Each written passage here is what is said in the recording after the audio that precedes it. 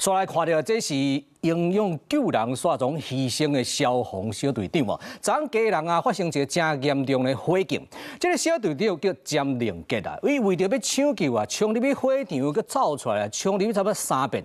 不过，因为伊虽然有打这个勇气的面打，但是为着要护这个被困的民众来树这个勇气，伊总在面打克互对方，嘛是因为安尼，伊家己勇气无足，所以最后不幸死亡了。 他那个床很高，然后没有人，然后四处都是衣服，你只要不小心碰到就山崩了。家人另爱分队小队长詹灵杰皮皮喘，规身躯冻干，赶紧甲炮火兄弟提醒现场的状况，尤其房间内物件顿甲规世界，提醒搁再提醒救援难度。他们后面有杂物，所以门要开一点。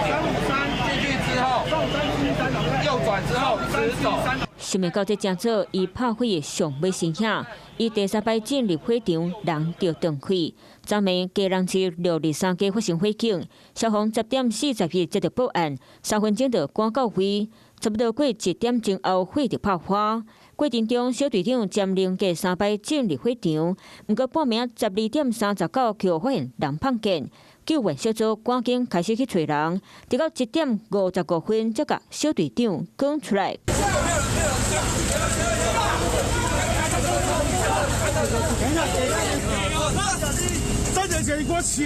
占领街前2摆进入火场，无找到受困的民众，直到第3摆入去，发现处处渗透的查某囝叫物件缀伫咧房间内，赶紧甲面打bắt来互对方输，想袂到家己叫烟才甲混去。你们前那时候是把面罩拿给患者。我是伊甲我面罩，我无，我头碰到，本来碰到你面。 我就紧叫我套完起枪把我输啊！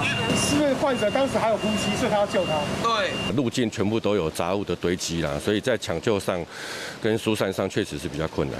队友真唔甘小队长英勇殉职，嘛讲到救援过程真困难。第一时间唔能走廊望烟散雾，赶紧到火所在房间内冒大火伫咧烧，加上房间内物件蹲规处间要救真歹，导成路线冒真侪阻碍。如今占领街为了救人煞不幸殉职，家人市长邵国良讲会尽力争取后续的赔偿。